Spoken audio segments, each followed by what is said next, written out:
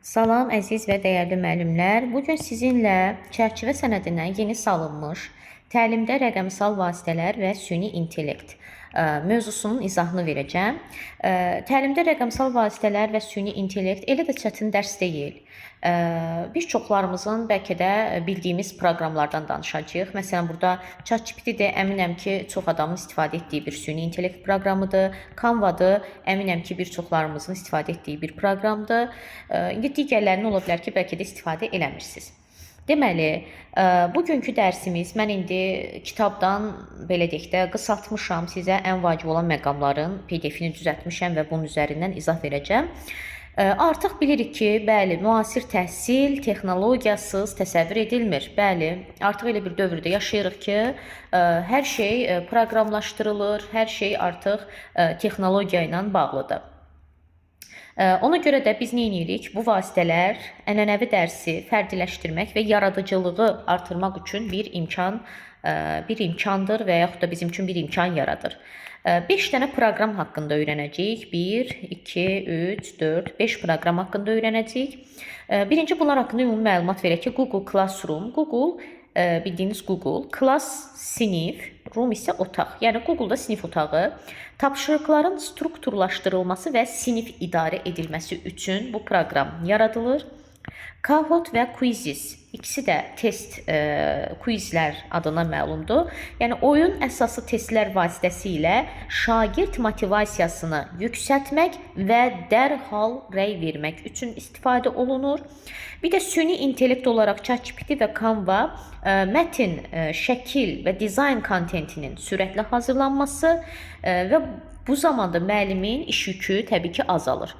Bilirsiniz də ChatGPT-də bir çox şeylər, yəni girirsiniz, baxırsınız. Bəli, orada hətta yenilənmiş ChatGPT-də şəkil də düzəldilir. Hətta belə deyim də sizə, yadınızdadırsa yeni ildə bir mahnı trend oldu. Sniguruçkaydı, səhv eləməmsə adı. Onu yəni bir insan oxumamışdı. ChatGPT üzərindən düzəldilmişdi və milyonlarla baxış sayı əldə etmişdi. Yəni ChatGPT-nin artıq belə rolları var. Yəni şəkil, video, slide sizin üçün düzəltsin, versin. Eyni ilə Canva-da da bunların ortaq cəhətidir. Canva-da mətin düzəldir, şəkil düzəldir, nəyisə dizayn edir, layihələrin hazırlanması. Yəni bu proqram da çox gözəl bir proqramdır ki, və bir çox şirkətlər hətta Canva proqramından məsələn, reklam üçün istifadə edirlər. Başlayaq indi bir-bir izahlarını verək. Google Classroom nədir? Yenə də deyirəm, Google-da sinif otağı deməkdir və həmin Google-da sinif otağı ki deyirik, orada müəllim, şagird və tədris materiallarını vahid onlayn məkanda birləşdirən rəqəmsal öyrənmə platformasıdır. Lori dillə desək, elə bir ki, həmin platformada bütün tədris materialları olur. Yəni, bütün kitablar, iş vərəqləri, nə bilim, sizin testləriniz və s. Hər şey o proqramın içində olur. Müəllim, şagird o proqramın içində olur. Lori dillə desək, elə bilin ki, artıq kitab dəftər yoxdur. Ancaq hamı qarşısında kompüter girir, oradan yəni oxuyur, orada işləyir. İndi birazdan gələcək Kahoot, Quizzes testləri də onlayn formatda işləyir. Bu platforma təkcə fayl göndərmək üçün deyil, şagirdin rəqəmsal öyrənmə mədəniyyətini formalaşdıran bir tədris mühitidir. Yəni, uşaq zaten əgər əlində kitab dəftər yoxdursa da, bunun işi rəqəmsal öyrənmədirsə, fərqi yoxdur, kompüter, planşet falan, artıq məcburdur ki, bunun rəqəmsal bilikləri olsun, təbii ki. Elə bir növ bu da insan bəzən məcbur olanda öyrənir də. Beləcə, hansı ki, dövrün tələbi olaraq rəqəmsal öyrənməni, yəni rəqəmsal öyrənmə mədəniyyəti bu uşaqda formalaşır. Yaxşı, bu platformanın üstünlükləri nədir? İnteqrasiya, yəni nəylərlə əlaqələndirilə bilər? Google Drive-la əlaqələndirilə bilər, Docs, Slide, Meet ilə vəhdət təşkil edə bilər. Meet proqramı ilə də tanışsınız. Digər proqramları da istəsəz, YouTube deyirəm, üzrlü sayın, Google-a girib, proqramların adını yazıb, o proqramlar haqqında məlumat əldə edə bilərsiniz ki, yəni bu nə deməkdir? Zaten siz inşallah MIQ-dən keçsəniz, bir müəllim adı daşısanız, bu proqramlarla artıq siz işləmək məcburiyyətində olacaqsınız. Çünki sistem artıq buna keçir. Meet-i tanıyırsınız da, onlayn dərslərimizdə Meet proqramı ilə dərslərə qoşuluruq. Fərdiləşdirmə nədir? Müəllim tapşırığı bütün sinifə deyil, seçilmiş şagird qruplarına, məsələn, zəif və yaxud yüksək səviyyəli şagirdlərə fərqli materiallar göndərə bilər. Yəni, baxın, burada ayrı seçkilik salmır ha. Əslində, müəllim burada diferensiallığı təmin edir. Yəni, hərənin öz potensialına uyğun tapşırıqlarla uşaqları təmin edir. Zaten mən götürüb 3 alan zəif uşağa 5 alan uşağa verdiyim tapşırığı, yəni daha çətin bir tapşırığı versəm, həmin 3 alan, zəif alan uşaq, yəni zəif olan uşaq o tapşırığın ancaq özünə baxacaq, öhdəsindən gələ bilməyəcək və nə olacaq? Motivasiyası düşəcək, qapalı düşüncəyə düşəcək, deyəcək, mən bacarmıram və s. Ona görə hərənin öz potensialına uyğun tapşırıqlar verməliyik və zaman-zaman təbii ki, bu tapşırıqların çətinliyini artırmalıyıq. Sonra burada nə var? Formativ qiymətləndirmə, rubriklər. Rubrik sözünün mənası qiymətləndirmə cədvəlidir. Baxın, belə bir cədvəl olur. Özünü qiymətləndirmə də ola bilər, yoldaş qiymətləndirməsi də ola bilər. Buralarda belə bir meyarlar yazılır. Biz də bunun qabağını belə doldururuq. Yəni, müəllim uşağa belə bir cədvəl verir. Sonra şərhlər. Təbii ki, bu rubrik, indi biz bunu əgər ediriksə, canlı, indiki sistemdə A4 kağızdan da veririk. Amma artıq bu platformada elə platformanın özündə olur. Uşaqlara şərhlər və yaxud da rəylər verə bilərik. Və yaxud da ki, quiz assignment vasitəsilə mütəmadi mini testlər keçirib, indi birazdan quizə gələcəyik, mini testlər keçirib, nəticəni dərhal şagirdlə paylaşa bilərik. Gecikən və ya zəif nəticə göstərən şagirdlərə isə ayrıca rəy və əlavə material göndərməklə formativ qiymətləndirmə prinsiplərini həyata keçirə bilərik. Bu platformanın yəni üstünlükləridir. Bəs bundan necə istifadə etməliyik? Təbii ki, səmərəli istifadə üçün bu addımlara əməl etməliyik. Yəni, ən birinci nə edirik? Həmin o platformada sinif yaradırıq.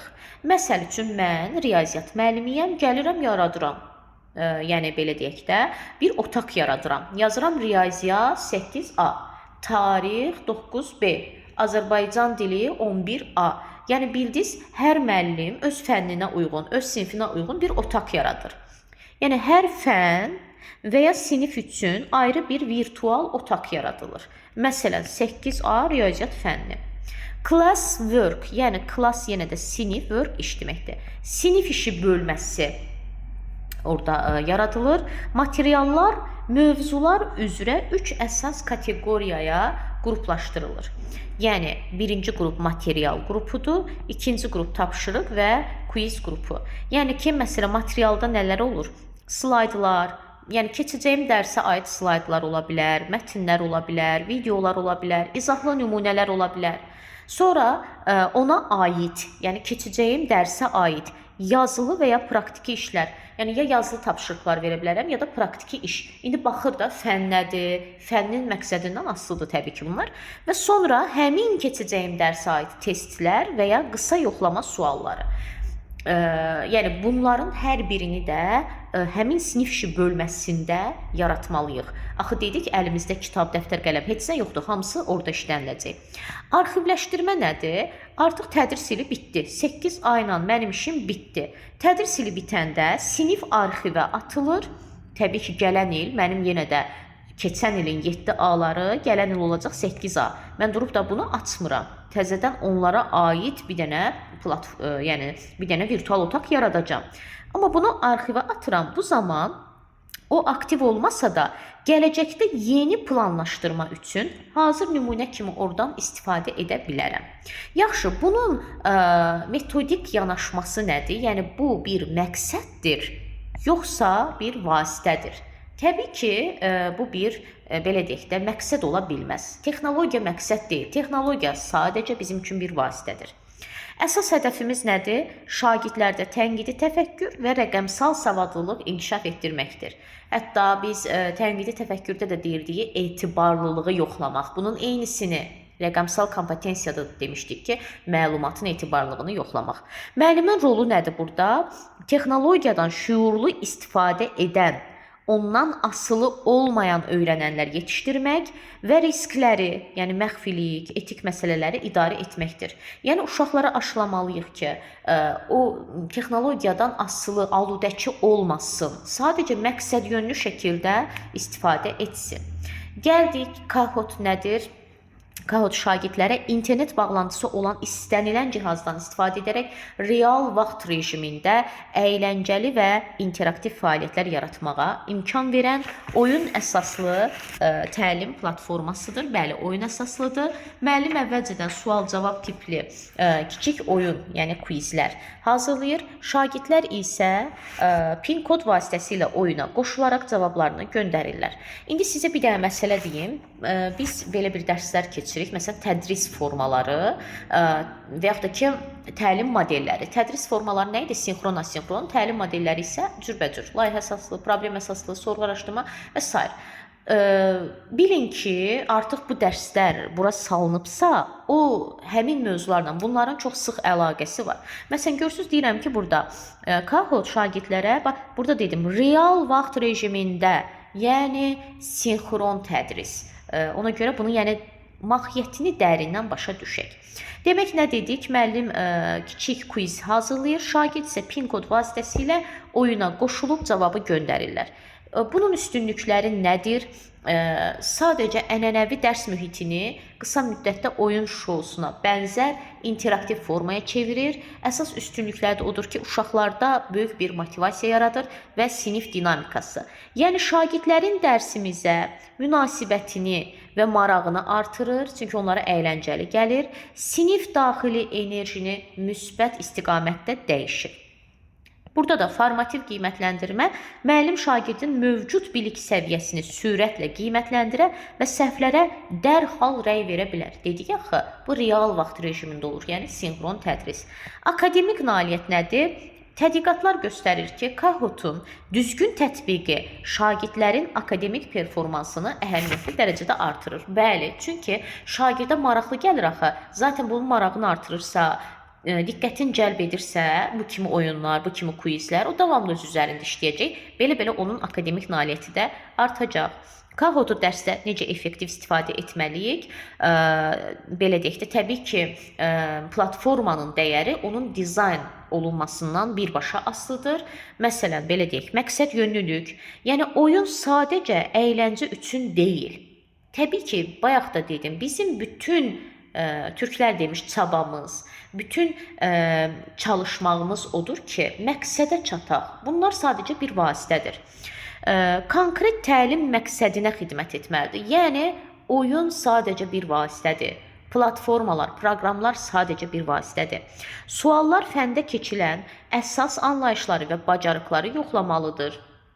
Təbii ki, dərhal rəy və müzakirə, oyun zamanı nəticələr sual-sual siniflə birlikdə müzakirə edilməlidir.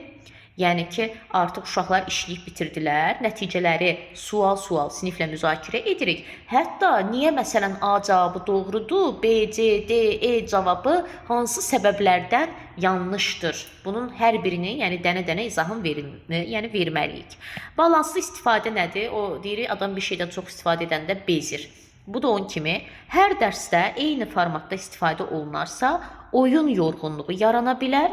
Odur ki, bəzən fərdi yarış, bəzən qrup oyunu, bəzən isə ev tapşırığı kimi verilməsi tövsiyə olunur. Yaxşı, inklüzivlik və şagird müxtəlifliyi nədir? Kahoot hazırlayarkən sinifdəki bütün şagirdləri nəzərə almaq lazımdır. Yəni, inklüzivlik dediyimizə görə şagird müxtəlifliyi də nədir? Diferensial təlim. Yəni, deyir ki, bütün şagirdlər, zaten açar sözümüzdür. Nə mənada deyir? Bax, vaxt limiti. Məsələn, biz hətta ənənəvi təlim, yəni belə kurikulumda keçəndə də demişdik ki, məsələn, uşaqlara sual-cavab edərkən mütləq şəkildə düşünmə gözləmə vaxtı verməliyik. Niyə? Çünki bəzi uşaqlar gec qavrayır, bəzi uşaqlar sürətli cavab verir. Dərindən düşünüb gec cavab verən uşaqlar həvəsdən düşür ki, onsuz da yenə də onlar cavab verəcək, qapalı düşüncəyə düşürdü. Ona görə də biz nə edirdik? Uşaqlara 3 saniyə, 5, 10, 30, maksimum 1 dəqiqəyə qədər, təbii ki, sualın çətinliyinə görə qoyulur vaxt müddəti.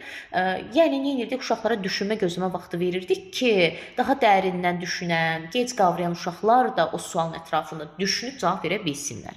İndi burada da vaxt limitində deyir ki, sərt vaxt limiti qoyulmamalıdır. Suallar sadə və aydın olmalıdır. Yəni belə deyim də, sadə və aydın deyəndə suallar asandan çətinə doğru olmalıdır. Yəni müxtəlif çətinlik səviyyəsində olmalıdır.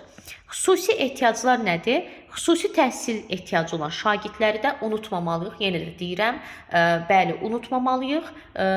Zaten əgər biz vaxt limitini düzgün qoyuruqsa, sualları müxtəlif çətinlik səviyyəsində hazırlayırıqsa, zaten o uşaqları da unutmamış oluruq. Qiymətləndirmə meyarı nədir? Deməli, xallar təkcə sürətə yox, həm də dəqiqliyə, yəni düzgün cavaba bağlanmalıdır ki, düşünərək cavab verən şagirdlərdə də motivasiya qalsın. Bayaq dediyim misal. Sualların çətinlik dərəcəsi düzgün seçilməli, oyun dərsin uyğun mərhələsində, məsələn, cəlb etmədə ola bilər, izahdan sonra yoxlama məqsədi ilə ola bilər və dərs sonu yekunda da istifadə olunmalıdır. Qısa oyunlarla, yəni bunu əvvəlcədən özümüz təbii ki planlaşdırırıq da, bu Kahootdan cəlb etmədənmi istifadə edəcəm, yoxsa dərsimi izah edərkən izahdan sonra uşaqlar dərsi nə dərəcədə anlayıb, anlamayıb, o zamanmı yoxlayacağam, yoxsa yekunda mı?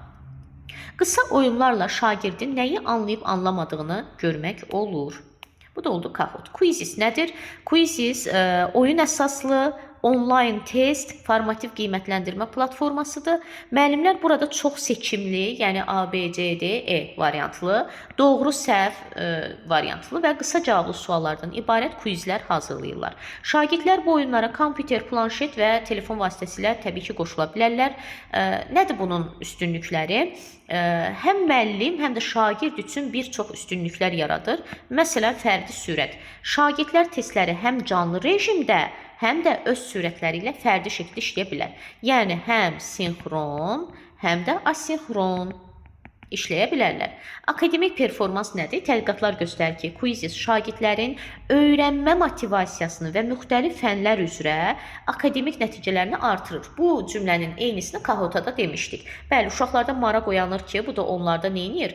Motivasiyanı artırır, öyrənməyə marağı artırır ki, bununla da onların akademik nəticələri yüksəlir.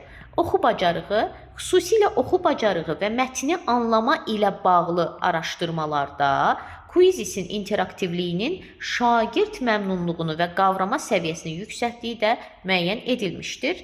Özünü idarə etmədə şagirdlər öz nəticələrinə baxaraq zəif olduqları məqamları görür, bu da onlarda özü tənzimləmə bacarıqlarını inkişaf etdirir. Hətta biz bunu metakognitiv bacarıqların ikinci növü olan özünü tənzimləmədə keçmişdik ki, emosiyalar tənzimləmə. Yəni adam, məsələn, test işləyir, görür ki, zəif nəticə gəlib, amma neynir? Özünü, emosiyasını idarə edir. Zəif olduğu tərəfləri görür və bir daha başlayır öz üzərində işləməyə. Quizisi təlimdə necə effektiv istifadə edə bilərik? Deməli, yenə də məqsədimiz nədir? Hər bir quiz müəyyən bir öyrənmə məqsədinə, yəni xidmət etməlidir. Məsələn, bugün hazırlayacağım quiz tutalım. Mən bunu əvvəlcədən müəyyən eləməliyəm də. Uşaqlarda keçmiş biliyimi xatırlatmaq istəyirəm. Yəni, mövcud biliklərimi üzə çıxarmaq istəyirəm. Ona aid suallar hazırlamalıyam. Yoxsa dərsin sonunda ümumi təkrarımı edəcəm. Ona aid suallar hazırlamalıyam. Yenə də nə dedik? Məqsədə uyğun olmalıdır. Formativ qiymətləndirmə və dərhal rəy vermək üçün də istifadə etmək olar. Dərs ərzində qısa, mini quizlər keçirərək şagirdlərin nəyi başa düşüb düşmədiyini dərhal görmək və növbəti dərsi buna uyğun planlaşdırmaq mümkündür. Dərin analiz quizisin təqdim etdiyi hesabatlar həm hər bir şagirdin fərdi vəziyyətini, həm də sinfin ümumi mənzərəsini müəllimə göstərir. Zaten bayaq dediyi mini quizlər keçirərək uşaqlar nəyi necə başa düşüb və yaxud da başa düşməyib, biz bunu görə bilirik və dərsi buna görə nə edirik? Planlaşdırırıq. Burada da onu deyir. Yəni, həm uşaqların fərdi vəziyyətini görürük, həm də sinifin ümumi vəziyyəti. Bəlkə mən həmin quizlərlə görürəm ki, sinif çox zəif cavab verdi bu quizlərə, testləri çox zəif işlədi. Demək ki, sinifin ümumi vəziyyəti zəifdir, dərsi yaxşı başa düşməyiblər. Quizzes həmçinin süni intellekt alətləri ilə inteqrasiya oluna bilər. Süni intellekt aləti nədir? ChatGPT-dən söhbət gedir. Yəni deyir ki, məsələn, ChatGPT-də hazırlanan test tapşırıqlarını birbaşa Quizzes-ə yerləşdirmək mümkündür ki, elə bil ChatGPT-yə yazırsınız ki, mənə bu mövzu, məsələn, isim haqqında suallar hazırla, o da hazırlayır. Siz də oradan kopyalayıb atırsınız Quizzes proqramına. Bir növ burada dənə-dənə yazmırsınız, müəllimin işini yüngülləşdirmiş olur. Amma deyir ki, bu işin bir əmması var. Bəli, var. Mən məsələn çox vaxt razı deyiləm. Elə buradan keçid edirik ChatGPT-yə. ChatGPT bəzən cavabları səhv də verə bilər. Yəni bunu da gözdən qaçırmamalıyıq. Bəli, ChatGPT süni intellektə əsaslanan, insanla təbii dildə ünsiyyət quran rəqəmsal köməkçidir. Bəli, bir də görürsünüz ki, hətta danışır da, yəni təkcə yazışmaq yox, danışmaq da var. O məlumatları toplamaq, xülasə etmək, müxtəlif dillərə tərcümə etmək, proqramlaşdırma kodları hazırlamaq kimi geniş funksiyalara malikdir. Bəli, ola bilər uzun bir mətni ora göndərəsiniz, deyəsiniz ki, bunu mənə ümumiləşdir, xülasəsini yaz. Bəli, bunların hamısı nedir? Nə bilim, İngilis dilində bir mətin göndərəsiniz ki, bunu mənə tərcümə eləyir. Təhsildə o həm müəllimlər, həm də şagirdlər üçün universal məsləhətçi rolunu oynayır. İndiki dövrdə elə kimi görürsən, ChatGPT ilə məsləhətləşir. Yenə də burada mən nə qədər də o şeylərlə razı olmasam da dövrün tələbi. Təhsildə istifadə imkanları nədir? ChatGPT təlim prosesində müxtəlif istiqamətlərdə bəli, faydalı ola bilər. Müəllimlər üçün faydası odur ki, dərs planlarının hazırlanması, qiymətləndirmə rubriklərinin tərtibi, test tapşırıqlarının yaradılması, mürəkkəb mövzuların sadə dildə izahı üçün istifadə olunur. Bəli, mürəkkəb mövzuda onu atırsan ora ki, bunu mənə sadə dildə izahını verir. Çətin sözdə atırsan ora ki, bu sözün mənə mənasını izah eləyir. Bəli. Şagirdlər üçün isə belə deyək də, hansı köməkçi rolu var? Mətnlərin xülasəsini hazırlamaq. Mətn atır ki, bunu mənə ümumiləşdir, edir. Məlumatları paravraz etmək. Paravraz, yəni həmin o məlumatı başqa sözlə sənə yazır, başqa sözlə ifadə edir. Dərs və layihələr üçün plan hazırlamaq, faktları yoxlamaq, mürəkkəb anlayışlara izah almaq. Bəli, mürəkkəb çətin anlayışda göndərsən ki, bunu mənə izahını verir. Yaxşı, nələrdə məhdudiyyətlər var və nəyə diqqət etməliyik? ChatGPT mükəmməl deyil, bəli, təbii ki, çünki o bir süni intellektdir və ondan istifadə edərkən hansı risklər nəzərə alınmalıdır? Uydurma, hallusinasiya, o mövcud olmayan faktları sizə inandırıcı formada təqdim edə bilər. Elə faktlar gətirər ki sizə, siz belə inanarsınız, amma cavab səhv çıxmış ola bilər. Ona görə də əgər oradan suallar hazırlamısınızsa, mütləq şəkildə cavabları elmi mənbələrə əsasən yoxlayın. Məlumat qərəzliliyi, öyrədildiyi məlumatlardakı subyektiv yanaşmaları əks etdirə bilər. Yoxlama zərurəti. Ondan gələn cavablar mütləq həqiqət kimi qəbul edilməməli, xüsusilə elmi və hüquqi məsələlərdə əlavə mənbələrdən yoxlanılmalıdır mütləq şəkildə. Məsuliyyət ChatGPT insanı əvəz etmir. Bəli, o sadəcə işi asanlaşdıran bir vasitədir. Əsas iş və məsuliyyət yenə də bizim üzərimizə düşür. Müasir funksiyaları nədir? Son yeniliklərlə ChatGPT təkcə mətnlə deyil, həm də şəkil və səslə işləmək imkanına malikdir. Bəli, bayaq da dedim sizə ki, məsələn, o trend olan elə mahnını da bura misal gətirmək olar. Yaxşı, belə deyək.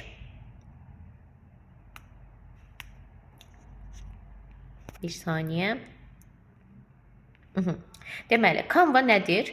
Canva-nın təhsildə əsas üstünlükləri ümumiyyətcə çox gözəl bir proqramdır, bunu bəyənirəm. Burada nədir? Vizuallaşdırma, bəli. Əgər yoxunuzdursa, yenə də deyirəm, bu proqramların hər birinin yükləyib daha dərindən mövzunu başa düşə bilərsiniz. Şagirdlər vizual resurslarla müşayiət olunan məlumatı 60% daha yaxşı yadda saxlayırlar. Bəli, mən müəllim olaraq da dərsimlə bağlı, orada maraqlı vizual materiallar, slaytlar düzəldib, gətirib cəlb etmədə göstərə bilərəm uşaqlara. Canva mücərrət anlayışları, mücərrət nə idi? Gözlə görə bilmədiyim, əllə tuta bilmədiyim anlayışları vizuallaşdırmağa və məzmunu strukturlaşdırmağa kömək edir. Yaradıcılıq və problem həlli. Şagirdlərə öz biliklərini dizayn yolu ilə yenidən qurmaq imkanı verir ki, bu da onların kreativliyini, yəni yaradıcılığını artırır. Əməkdaşlıq, platformada real vaxt rejimində birgə iş funksiyası var. Bu şagirdlərin qrup fəaliyyətlərini, müəllimin isə prosesi izləyib dərhal rəy verməsini asanlaşdırır. Yəni, dərs zamanı, gözü real vaxt rejimində, dərs zamanı hansısa layihə üzərində şagirdlər işləyirlər, düzəldirlər də proqramda, nəsə dizayn edirlər, hazırlayırlar, müəllim isə prosesi izləyib onlara dərhal rəy verir. Resurs yaradılması, müəllimlər dərslərinə uyğun poster, iş vərəqi, interaktiv tapşırıqları, yəni özləri sıfırdan dizayn edə bilərlər. Bəli, bunu da gətirib dərsimdə göstərə bilərəm ki, uşaqlara da maraqlı gələr. Tədrisdə necə istifadə edirik? Əsasən 4 əsas istiqamət üzrə istifadə etmək olar. Məsələn, dərsin izah mərhələsində mövzu üzrə interaktiv qrafik düzəldə bilərəm, sxemlər, infografikalar, peşəkar slaydlar hazırlaya bilərəm. Hətta orada qəşəng məsələn yazırsan ki, qiymətləndirmə rubriki gəlir. O qədər maraqlı gəlir. Sonra çıxış bileti, refleksiya mərhələsində müəllim uşaqlara bilet paylayır. Bax, o da o qədər gözəl formada gəlir, əyləncəli, vizual, üstündə şəkillər falan gəlir. Üstündə də sualı yerləşdirmək qalır sizə. Qiymətləndirmə, müəllimlər üçün formativ qiymətləndirmə vərəqləri, rubriklər, indicə dedikləri, çıxış bileti nümunələri və özünü qiymətləndirmə kartlarının yaradılması.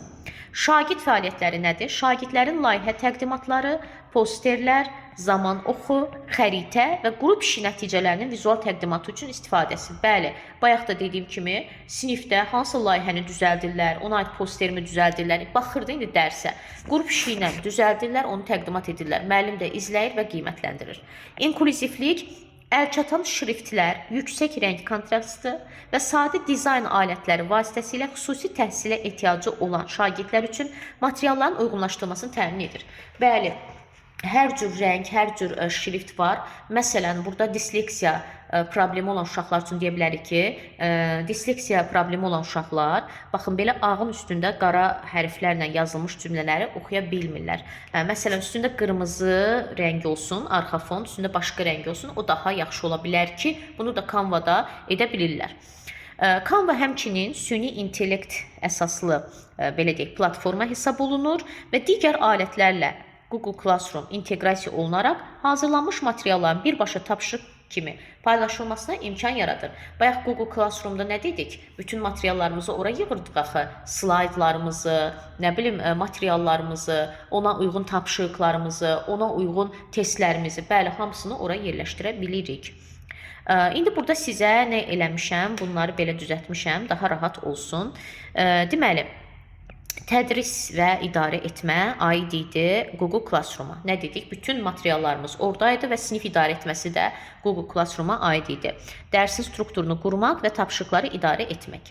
Oyun əsaslı quizlər nə idi? Oyun əsaslı quiz deyən kimi ağlımıza Kahoot-dan quiz gəlir. Şagirdləri qiymətləndirmək və motivasiya etmək.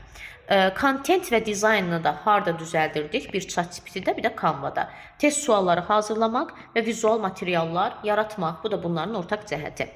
Məsələn, ChatGPT test hazırlayıb, onu Kahoot-a yerləşdirmək və ya Canva materiallarını Google Classroom-da paylaşmaq olar. Dərsimiz bu qədər. Belə, əgər nəsə yeni mövzudur, bu mövzu ilə bağlı nəsə suallarınız olarsa, belə deyək də, mövzunun altında yorumlar hissəsinə yaza bilərsiniz. Mən də izahını verərəm. Sağ olun.